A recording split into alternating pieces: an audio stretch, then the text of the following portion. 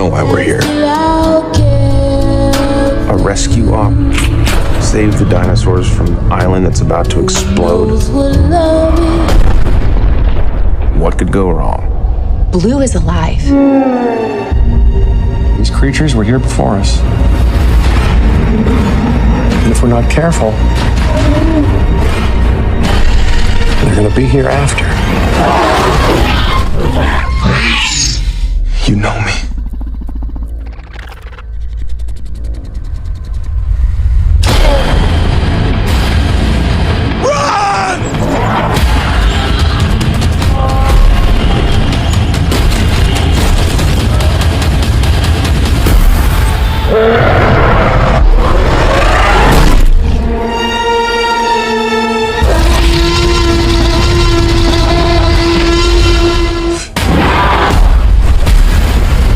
Finds a way.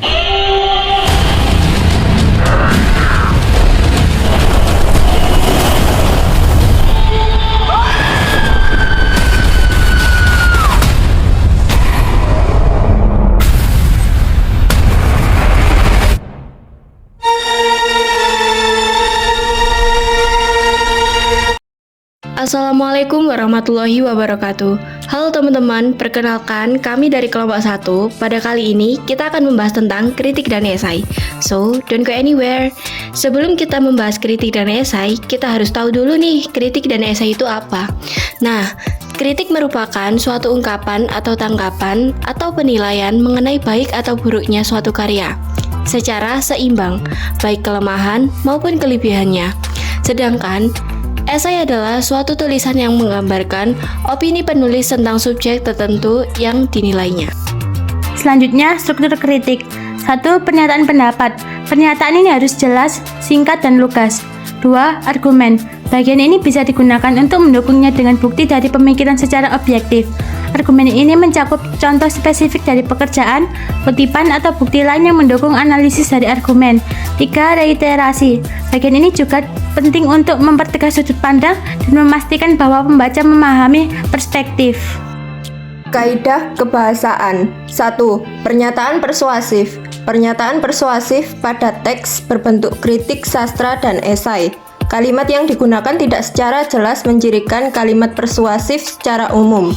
Pernyataan yang disampaikan penulis mengulas hal dengan data atau kalimat yang logis bertujuan agar mengunggah pemikiran pembaca sehingga akhirnya pembaca setuju dengan ide yang disampaikan penulis.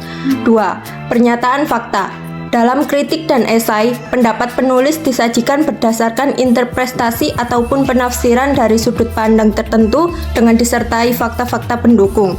Kehadiran fakta berfungsi sebagai sarana untuk memperjelas pendapat.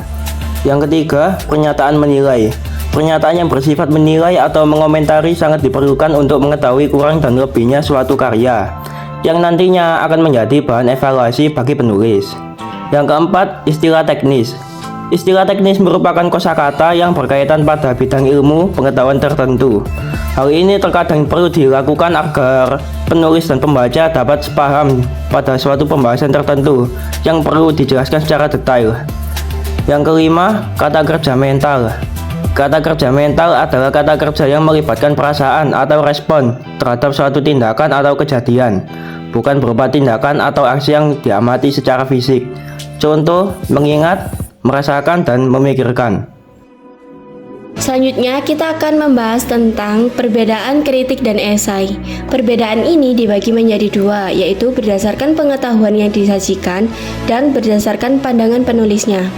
Berdasarkan pengetahuan yang disajikan, kritik objek kajiannya adalah karya, sedangkan esai objek kajiannya dapat berupa karya atau fenomena.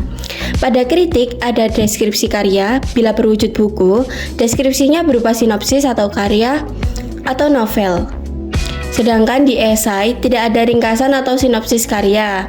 Nah, di kritik ini menyajikan datanya secara objektif, sedangkan di esai tidak terlalu membutuhkan data. Berdasarkan pandangan penulisnya. Pada kritik, penilaian secara objektif disertai data dan alasan yang logis. Pada esai, kajian dilakukan secara subjektif menurut pendapat pribadi penulis. Pada kritik, menggunakan kajian teori yang sudah mapan. Lalu pada esai, jarang atau tidak pernah mencantumkan kajian teori. Pada kritik, pembahasan terhadap karya secara utuh dan menyeluruh. Lalu pada esai, objek kajian pada hal yang menarik menurut penulisnya, namun tetap diulas secara utuh. Film ini berkisah pasca tragedi yang terjadi di Isla Nublar saat nasib kawanan dinosaurus yang mendiami pulau tersebut dalam bahaya. Pasalnya, sejumlah ilmuwan memprediksi bakal terjadi ledakan dahsyat gunung berapi yang nantinya membinasakan hewan-hewan tersebut.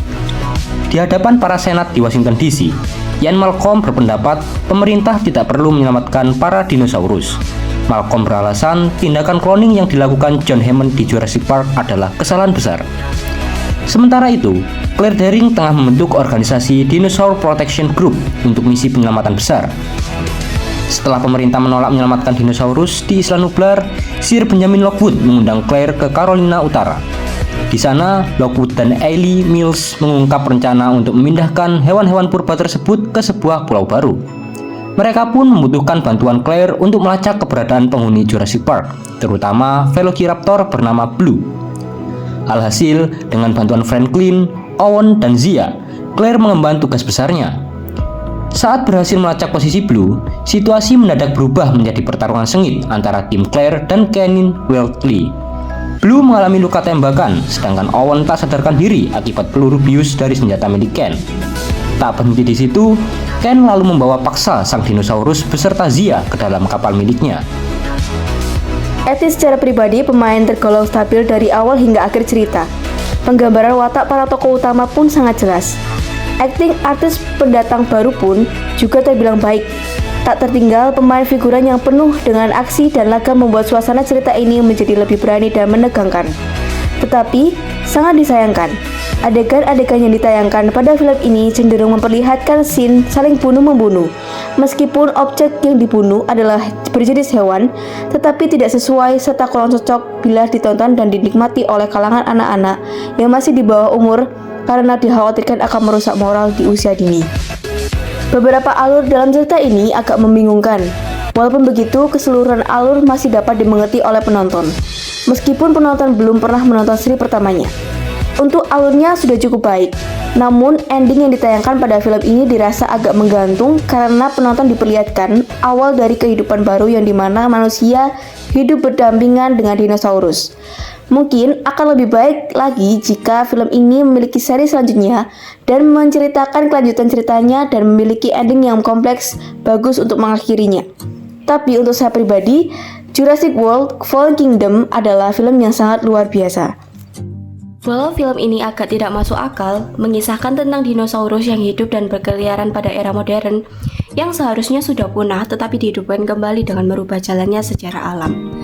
Pesan yang disampaikan penulis dan pengisahan kehidupan modern penuh dengan iptek dan menimbulkan manusia memiliki sifat serta pola pikir serakah dalam film ini terbilang sangat jelas. Mulai dari pengembangan program cloning makhluk hidup, perburuan liar, perdagangan gelap yang ilegal, dan kesalahan yang selanjutnya akan menimbulkan ancaman yang sangat mengganggu dan merugikan bagi kehidupan serta ekosistem global. Sinematografi dalam film ini pun tergolong dinamis, terlihat saat adegan kejar-kejaran antara Claire, Owen, dan Franklin dengan seluruh jenis dinosaurus penghuni pulau yang tengah menyelamatkan diri saat peristiwa erupsi Gunung Merapi yang meledak dan menghujani mereka dengan batuan material perut bumi. Pengambilan gambar yang dramatikal pun memperkuat pesan film ini. Sangat disayangkan, keindahan pulau Isla Nublar kurang dieksplor kembali yang padahal bisa memberikan nilai plus untuk film ini. Efek komputerisasi pun tergolong halus. Kekuatan musik pun juga terasa. Musik sangat pas menyertai suasana dalam film.